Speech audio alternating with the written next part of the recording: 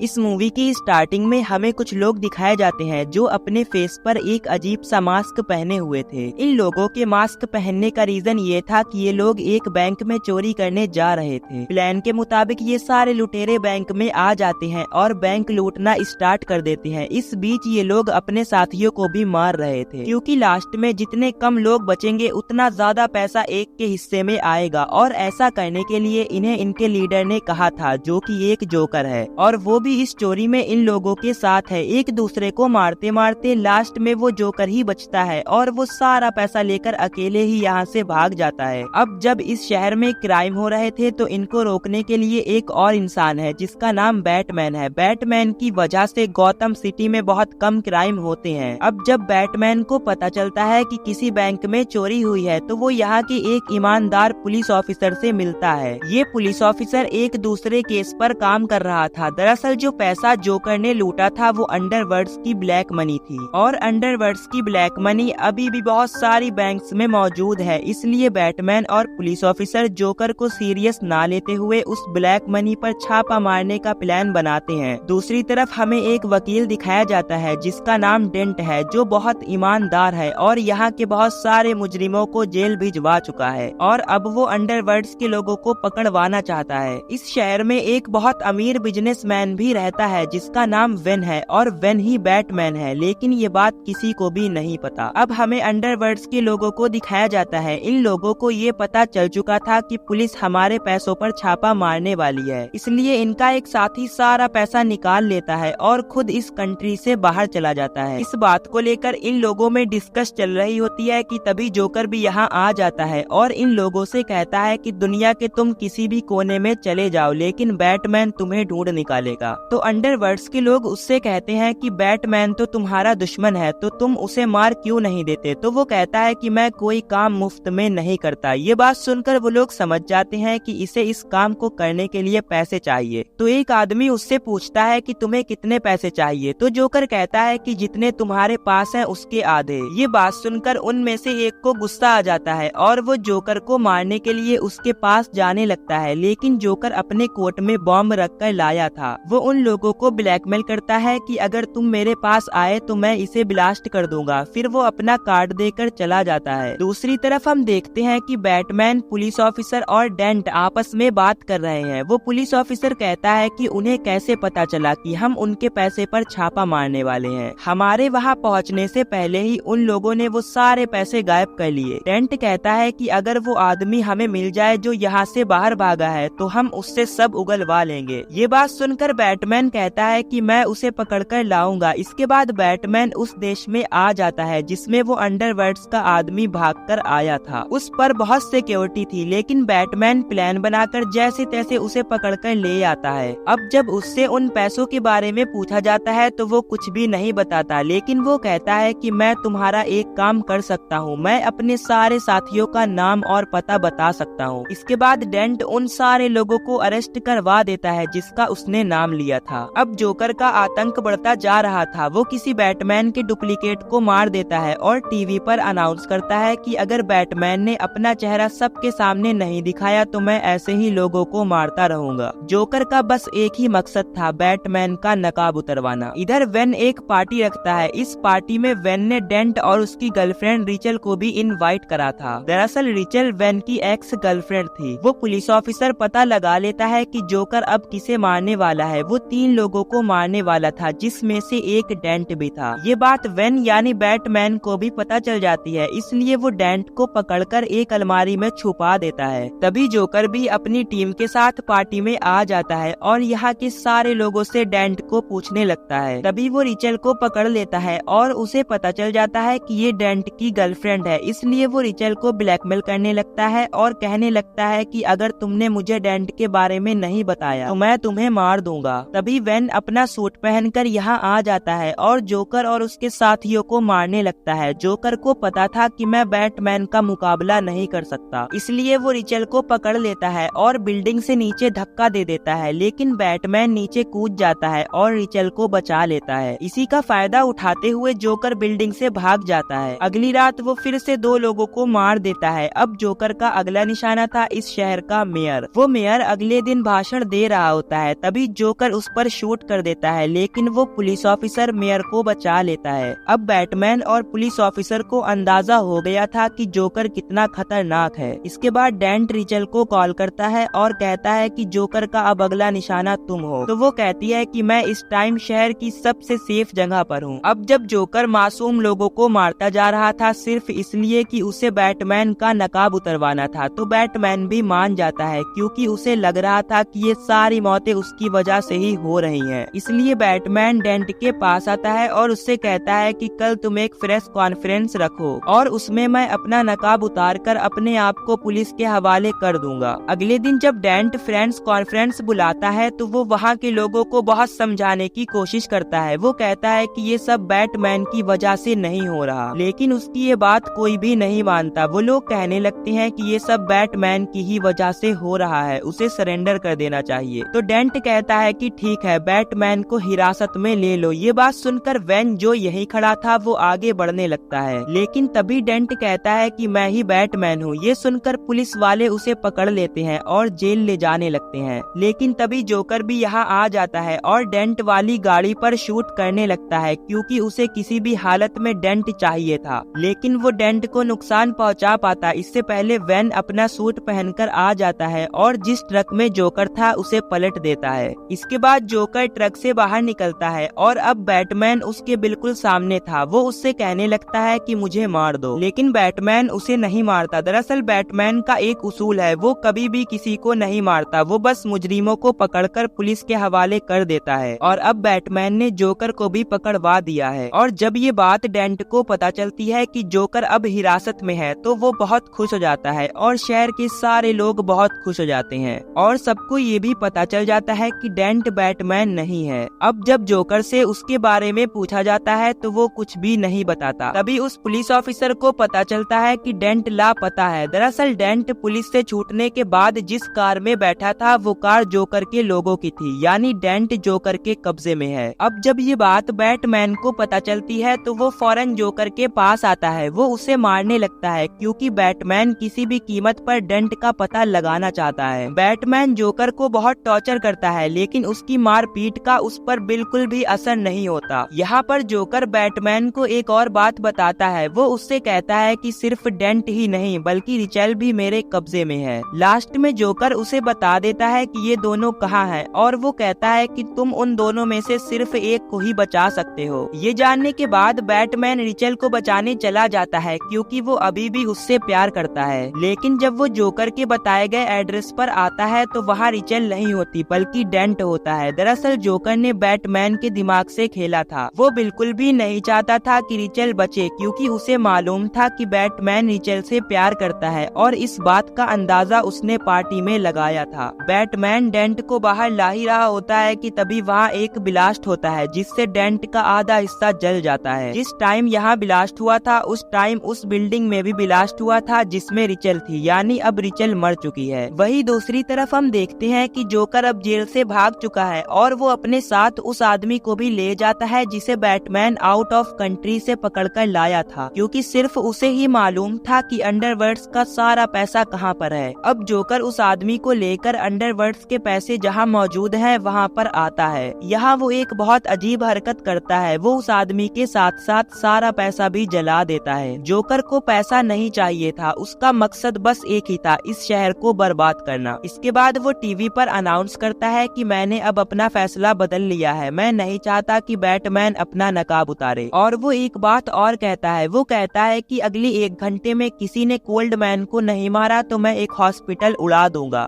ये बात सुनकर वो पुलिस ऑफिसर शहर के सारे हॉस्पिटल खाली कराने लगता है क्योंकि उन लोगों को नहीं पता था कि वो किस हॉस्पिटल की बात कर रहा है। जोकर की ये बात सुनकर शहर के बहुत सारे लोग कोल्ड मैन को मारना चाहते थे, लेकिन अब उस पर बहुत सिक्योरिटी थी इसलिए उसे कोई नहीं मार पाता। अब हम जोकर को देखते हैं, वो उस हॉस्पिटल में है जहाँ पर डेंट का इलाज चल रहा है। जोकर को देखकर डेंट को बहुत गुस्सा आता है क्योंकि जोकर ने ही उसकी गर्लफ्रेंड रिचल को मारा है। लेकिन जोकर उससे कहता है कि मैंने रिचल को नहीं मारा क्योंकि जिस टाइम रिचल की मौत हुई उस टाइम मैं हिरासत में था, तो मैं भला उसे कैसे मार सकता हूँ। और उससे कहता है कि अगर तुम्हें मेरी बात पर विश्वास नहीं तो तुम मुझे मार दो। इसके बाद वो डेंट को बाहर निकालकर अपने वादे के मुताबिक ये वाला हॉस्पिटल उड़ा देता होता है, लेकिन इसमें किसी की भी मौत नहीं होती क्योंकि पुलिस ने इस वाले हॉस्पिटल को भी खाली करवा लिया था। इसके बाद वो फिर से एक अनाउंसमेंट करता है जिसमें वो कहता है कि तुम लोगों ने मेरे कहने पर भी कोल्डमैन को नहीं मारा और आज रात अंधेरा होते ही ये शहर मेरा होगा, मैं ही इस शहर पर राज करूंगा। ये अनाउंसमेंट सुनने के बाद शहर के सारे लोग बहुत डर जाते हैं और शहर से बाहर जाने के लिए तैयार हो जाते हैं। अब हम डेंट को देखते हैं जिसने जोकर की बात पर यकीन कर लिया है और अब वो उस इंसान को ढूंढ रहा है जिसने रिचल को मारा है। इस बीच वो बहुत सारे लोगों को मार भी रहा है। इधर बैटमैन अब किसी भी कीमत पर जोकर को पकड़ना चाहता है, इसलिए वो एक डिवाइस से पूरे शहर को ट्रैक कर लेता है और इससे उसे पता भी चल जाता है कि जोकर कहाँ है। अब हम देखते हैं कि लोग शिप से शहर के बाहर जा रहे हैं। अब जब एक शिप अधिकारी इंजन रूम में जाता है तो देखता है कि शिप में बहुत सारे बॉम्ब लगे हुए हैं और ऐसे ही बॉम्ब दूसरी शिप में भी लगे हैं। तभी दोनों ही शिपों में जोकर की रिकॉर्डिंग चलने लगती है जिसमें वो कहता है कि मैं 12 बजे दोनों ही शिप को उड़ा दूंगा, लेकिन तुम लोगों को अगर खुद को बचाना है तो दोनों ही शिप में एक रिमोट है। ये रिमोट एक दूसरे की शिप को ब्लास्ट करेगा और तुम दोनों में से जो भी बटन दबाएगा वो बच जाएगा। और हाँ, अगर किसी ने शिप से कूदने की कोशिश की तो मैं ही ब्लास्ट कर दूंगा। ये सुनकर कुछ लोग कहते हैं कि रिमोट का बटन दबा दो, लेकिन कुछ लोग इस बात के खिलाफ भी थे। दरअसल जोकर इंसानियत को खत्म करना चाहता है, लेकिन यहाँ वो हार जाता है क्योंकि दोनों में से कोई भी बटन नहीं दबाता।